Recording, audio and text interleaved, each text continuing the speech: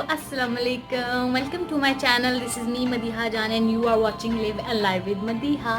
सो guys, कैसे हैं आप लोग सब? एज़ यूजुअल मेरा एक ही सवाल होता है जो कि मैं हम लोगों से हमेशा पूछती हूँ। मुझे समझ नहीं आता मैं किस तरह जो है वो एक इंट्रोडक्शन दूँ।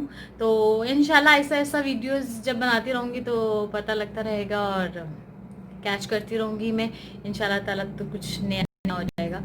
सो गाइज, कैसे आप लोग सब? ठीक हैं, खुश हैं? और कैसे जा रही है आप लोगों की लाइफ? So sorry. सो आज की जो मेरी वीडियो है वो है बेसिकली बहुत अच्छी वीडियो है। मुझे तो अच्छी लगी, इंशाल्लाह आप लोगों को भी अच्छी लगेगी। सो आज की जो मेरी वीडियो है वो है हेयर रिमूवल के ऊपर, कि हेयर रिमूव कैसे किए जाएं। सो मैं आप लोगों के साथ अपना कुछ एक्सपीरियंस शेयर करूंगी जो कि आप लोगों को भी थोड़ा सा यूज़फुल होगा इंशाल्लाह। तो हेयर रिमूव आप कैसे कर सकते हैं? फेशियल हेयर रिमूवल जो है वो वैक्सिंग से हो सकती है, थ्रेडिंग से हो सकती है, एंड थर्ड इज़ रेज़र से हो सकती है।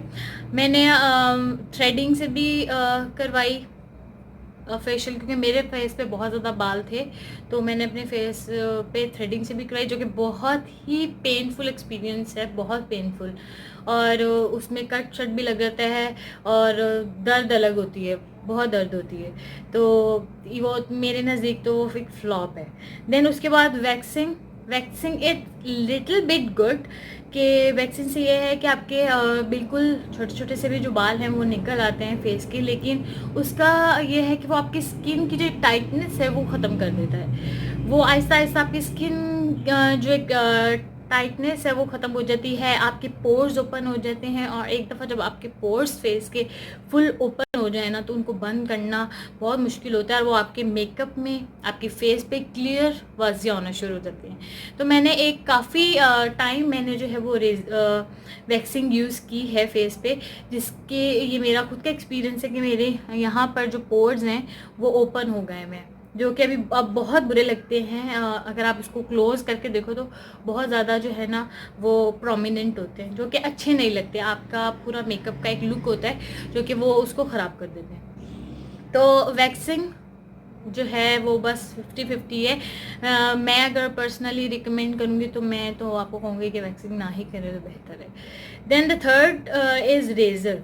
मैं स्टार्टिंग में रेज़र यूज़ नहीं करती थी, क्योंकि बहुत ज़्यादा इसके ऊपर मैथ्स थे कि रेज़र से जो है वो आपके मोटे बाल निकल आते हैं, रेज़र से बिल्कुल मर्दों की तरह बाल आते हैं, और रेज़र आपकी स्किन को ब्लैक करती है।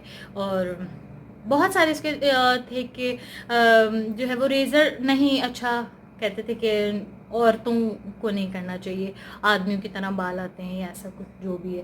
तो मुझे डर लगता था, इसलिए मैं इसको यूज़ नहीं करती थी। तो जब मैंने काफ़ी सारे जो मैंने इंटरनेट पे अपना काफ़ी सारे ब्लॉगर्स को भी देखा, मैंने काफ़ी ज़्यादा लोगों को देखा कि वो कर रहे हैं, तो मैंने कहा कि मैं इसको ट्राई क्यों नहीं कर सकती। तो मैंने इसको 3-4 दफ़ा ट्राई किया, जस्ट ये देखने के लिए कि जैसे लोग कहते हैं कि रेज़र करने से बाल थिक आते हैं, ऐसा कुछ है। तो आप यकीन करें, ऐसा कुछ भी नहीं है, ऐसा कुछ भी नहीं है। आपकी जो एक बाल हेयर्स की क्वांटिटी या कंसिस्टेंसी कह सकते हैं आप, जो होती हैं वो उसी लेवल पर आते हैं। अगर आपका बाल मोटा है तो आपके फेस पे वही बाल आएंगे जो कि आपके बाल पहले भी आते थे, ठीक है। अगर आपके बारीक हैं तो उसी तरह ही आएंगे जिस तरह आपके पहले आते थे। रेज़र आपके बालों को कट करता है, ठीक है, आपके बालों को अंदर से कुछ नहीं करता कि आपके अंदर से बाल मोटे निकलना शुरू हुए।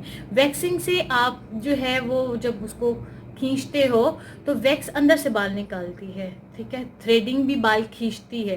थ्रेडिंग का ये होता है कि बहुत सारे लोग हैं उनको थ्रेडिंग सूट नहीं करती है। थ्रेड करने के बाद पोर्स ओपन हो जाते हैं, जिसकी वजह से एक्नी हो जाती है, और वो जब तक एक्नी ठीक नहीं होती कि दोबारा से बाल आना शुरू हो जाते हैं, तो वो बिल्कुल फ्लॉप है। वैक्सिंग से भी इस तरह होता है। वो मोस्टली लोगों को वैक्सीन से किसी कुछ लोग होते हैं उनकी सेंसिटिव स्किन होती है, जल जाती है और एक्नी हो जाती है। तो मैंने ये सब चीज़ें अपने ऊपर एक्सपीरियंस की हैं क्योंकि ये सब मेरे साथ हो चुका है, इसलिए मुझे पता है कि ये सब होता है। इसलिए जब मैंने देखा कि एक बहुत इजी वे है और 5-10 मिनट में आप आराम, 10 मिनट में मैं ज़्यादा बता रही हूँ, 5 मिनट में आप आराम से अपने फुल फेस को जो है वो क्लियर कर सकते हो। तो आपको क्या ज़रूरत है कि आप वैक्सीन के ऊपर जाओ, ये पार्लर सैलून्स जाकर आप लोग थ्रेडिंग के ऊपर इतना टाइम ज़ाया करो। तो मैं इन दोनों चीज़ों को बिल्कुल रिकमेंड नहीं करती हूँ। जब से मुझे रेज़र का पता लगा और मैंने उसको एक्सपीरियंस किया है, उसके बाद मैं किसी और चीज़ को अहमियत नहीं देती हूँ। तो जो रेज़र है उससे ये है कि आप उसको तरीके से, सही तरीके से, वो एक आपकी स्किन पे माइक्रो ब्लीडिंग का भी काम करती है। माइक्रो ब्लीडिंग बहुत आजकल जो है वो इन है सैलून्स में और डर्मेटोलॉजिस्ट क्लिनिक्स में आप लोग जो है जाके करवाते हैं। बहुत महंगी महंगी वो उसकी सर्विसेज हैं, 5000 से अबव। तो अगर आप इसको तरीके से करना शुरू करें तो ये आपकी स्किन की माइक्रो ब्लीडिंग भी करेगी। माइक्रो ब्लीडिंग बेसिकली आपकी स्किन के ऊपर जो डेड स्किन आ जाती है, स्किन हमारी जो थोड़ी सी वो डेड हो जाती है, और उसको डीपली क्लीन करता है, एक तरह से लाइक रेजर टाइप ही। तो आप इसको घर में भी कर सकते हैं, लेकिन इसमें थोड़ा सा टाइम लगता है। आपका जब हाथ बैठ जाए रेज़र के ऊपर तो आप उसको बड़े आराम से कर सकते हैं। तो मैं आज आप लोगों के साथ तरीका शेयर करूंगी कि रेज़र आप फेशियल रिमूविंग कैसे कर सकते हैं रेज़र के साथ। सो गाइज, मेरे पास ये हैं 3 तरह के रेज़र्स। टिकल आपको पता है, ये मैंने लिया था मिनीसो से। बेसिकली ये रेज़र जो है ये आईब्रोज़ के लिए है, ठीक है। ये ऐसे करके बंद भी हो जाता है, ये मैंने मिनीसो से लिया था। देन उसके बाद आता है ये भी मैंने मिनीसो से लिया था। ये आपकी अपर लिप्स के लिए जो है वो बेस्ट है, अपर लिप्स के लिए, और यहाँ पर आप इसको कर सकते हैं नोज़ के लिए। तो ये 3 किस्म के रेज़र्स हैं जो मैं यूज़ कर सकती हूँ। अगर आप बिल्कुल फ्रेशर हैं, आपको यूज़ करना नहीं आते, तो आप काइंडली प्लीज़ इस रेज़र से अपनी आईब्रोज़ ना कीजिएगा, क्योंकि इससे जो है ना आपकी आईब्रोज़ भी गायब हो सकती हैं। तो इसलिए ये जो 3 जो मैं आपको बता रही हूँ, क्योंकि इसमें देखें, इस रेज़र को आप देखें, इसमें इतना बड़ा ब्लेड है, ठीक है। देन उसके बाद ये जो आईब्रोज़ के लिए इसमें इतना ब्लेड है, और ये जो है इसमें इतना सा है। ये आप आईब्रोज़ के लिए यूज़ करें तो ज़्यादा बेहतर है इसको, क्योंकि छोटा है, आपके कम बाल निकलें, सही से निकलें, वो ज़्यादा बेहतर है। इसको आप अपर लिप्स के लिए यूज़ कर सकते हैं और इसको आप अपने फुल फेस के लिए यूज़ कर सकते हैं। तो हम स्टार्ट करते हैं अपनी तरीका। आई होप आप लोगों को अच्छा लगेगा। अब मैं यूज़ करूँगी वैसलीन। आप लोग कोई लोशन भी यूज़ कर सकते हैं, लेकिन प्लीज़ प्लीज़ मैं फिर आपको कह रही हूँ कि ध्यान से, क्योंकि ये लगाने के बाद आपकी स्किन हो जाती है चिकनी, काफ़ी ऑयली हो जाती है, तो कट ना लगे, इसलिए आपने थोड़ा सा वैसलीन लेना है अपने पूरे फेस पे। इसको जो है ना आपने इसको लगा लेना है। आप चाहें तो इसको ड्राई स्किन पे भी यूज़ कर सकते हैं, ठीक है। मैं इसको इसलिए इस तरह यूज़ करती हूँ क्योंकि इससे ये होता है कि मेरी जो डेड स्किन है वो भी इससे चली जाती है, तो मैं इसे यूज़ कर लेती हूँ। अब आप लोगों को चाहिए टिश्यू, देन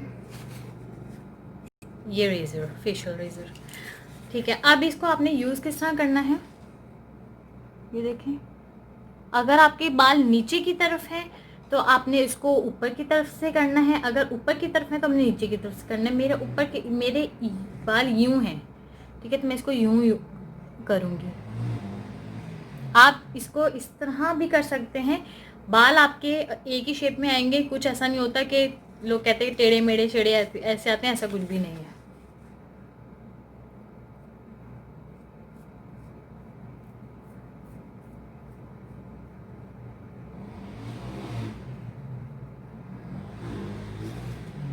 ये देखिए आप, ये देखिए, आप लोग उस पर दिखाती हूँ। ये देखिए, ये आपके मेरा तो मेकअप भी साथ निकल रहा है तो ये इससे ये है कि आप लोगों की जो डेड स्किन है वो सब साफ हो जाएगी।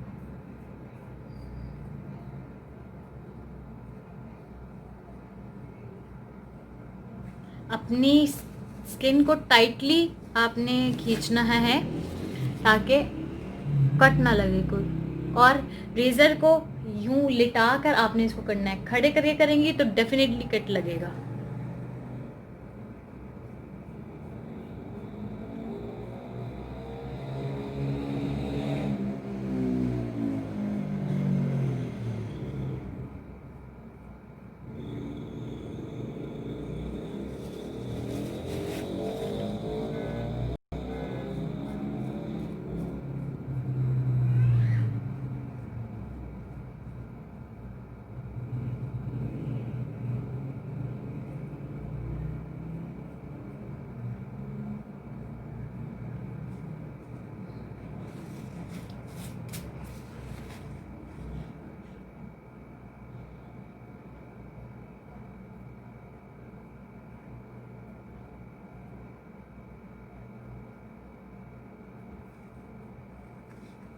अच्छा, मेरी चिन के ऊपर जो है इधर बाल ज़्यादा आते हैं, तो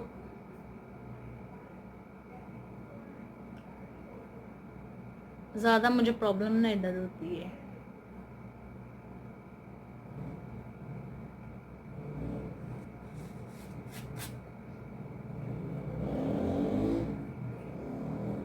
आप इससे नेक की भी कर सकते हैं।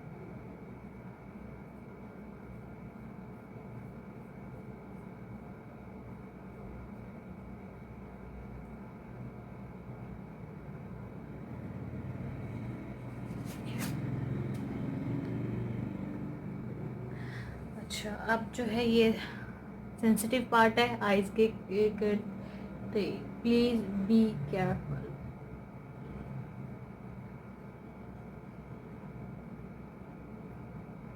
मैं भी बिल्कुल अंदाजे से कर रही हूँ क्योंकि मेरे पास शीशा नहीं है, लेकिन आप लोग जब करें तो प्लीज़ शीशे से के सामने बैठकर बहुत ध्यान से आप लोगों ने करनी है इसको भी।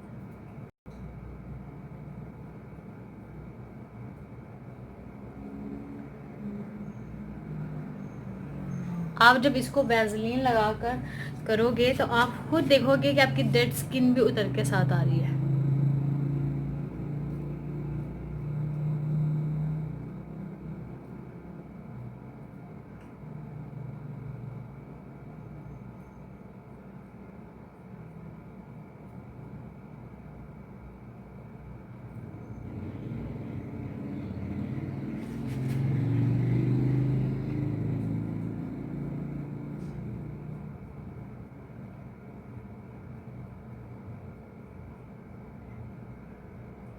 मैं यहाँ पर से सिर्फ अपनी जो है वो फोरहेड की कर रही हूँ, अपने आईब्रोज को नहीं छेड़ रही।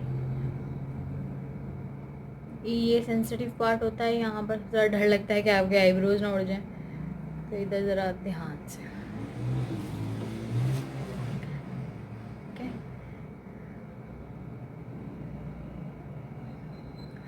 अच्छा, अब यूज़ करूँगी मैं ये वाला रेज़र। ये थोड़ा छोटे साइज़ का है तो ये इजी होता है अपर लेयर्स और नोज से करने के।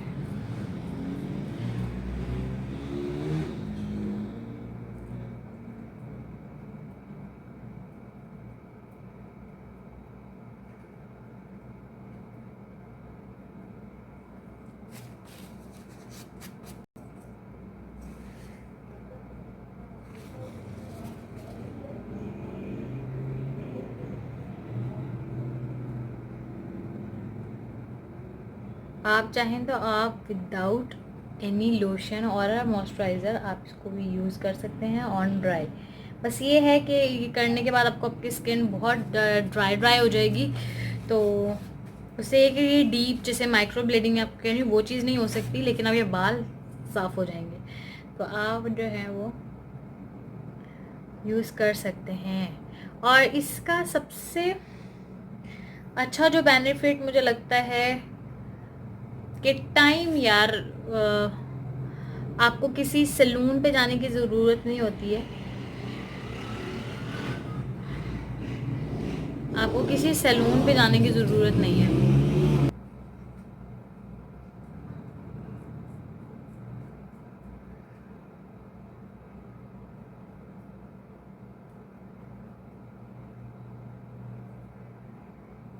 ऑलमोस्ट मेरी हो ही गई है, अब जो बाकी रह जाएगी उसको मैं ज़रा देख कर और फिर करूँगी।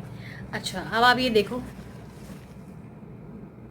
विद मेकअप, डेड स्किन और बाल तीनों मिलकर ये ऐसा गंदा सा टिश्यू हो गया है।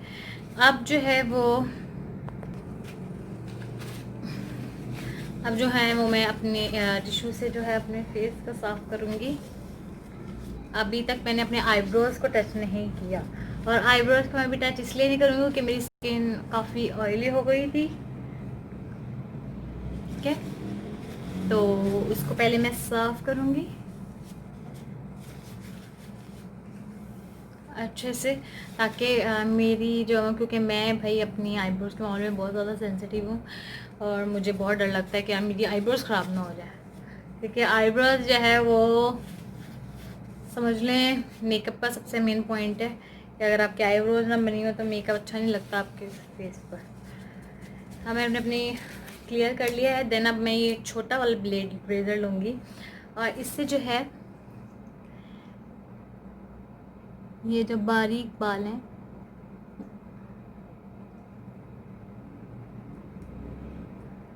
इसको नीट करूँ, इससे आप पूरी आईब्रोज बना सकते हैं, लेकिन बस ध्यान और अटेंशन होने की ज़रूरत है। बाकी आप पूरी आईब्रोज वो बना सकते हैं इससे। हर आईब्रोज को मैं अपना अभी इतना नहीं छेड़ूंगी, क्योंकि एक तो मेरी आईब्रोज बनी हुई है, मैंने अभी कुछ हफ्ता पहले ही इसको सही किया, और देन ये है कि इसको ज़रा काफ़ी शीशे में देखकर करना पड़ता है, जो कि अभी मैं नहीं कर सकती। अच्छा, ये करने के बाद ये करने के बाद आपने एक तरह से टोनर अप्लाई करना है अपने फेस के ऊपर। मैं यूज़ करूँगी ये सन ब्लॉक जो मैंने बनाया था। ये एक सन ब्लॉक का भी काम करता है, ये एक टोनर का भी काम करता है। मैं इसको अभी अपने फेस पर इसलिए यूज़ करूँगी कि इसके अंदर यूज़ हुआ है क्या बोलते हैं, तो इसमें मैंने यूज़ किया है अलम पाउडर, फिटकरी पाउडर। तो फिटकरी आपको पता है कि आपके पोर्स बंद करने के लिए बहुत इफ़ेक्टिव होती है, और सबसे ज़बरदस्त चीज़ जो है वो ये कि फिटकरी जो है वो आपके बालों की ग्रोथ को कम करता है। तो ये बहुत बेस्ट टोनर है अपनी फेस पे after wax, after razor, after thread करने के बाद। तो मैं हमेशा जो है वो जब भी रेज़र करती हूँ तो मैं उसके बाद ये स्प्रे कर लेती हूँ इसको।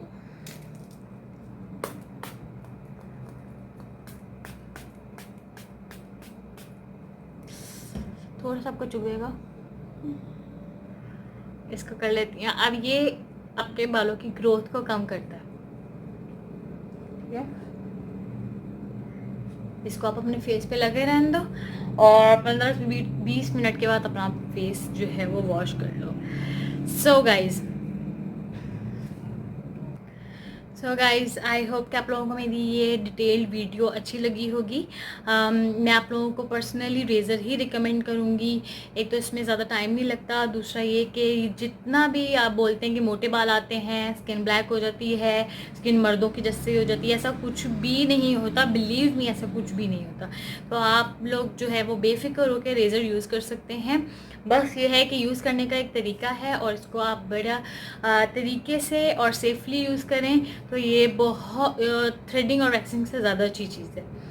और इसको आप यूज़ करें, इंशाल्लाह ताला आप लोग खुद इस चीज़ को फील करेंगे कि वैक्सिंग और थ्रेडिंग से ये बहुत अच्छी है।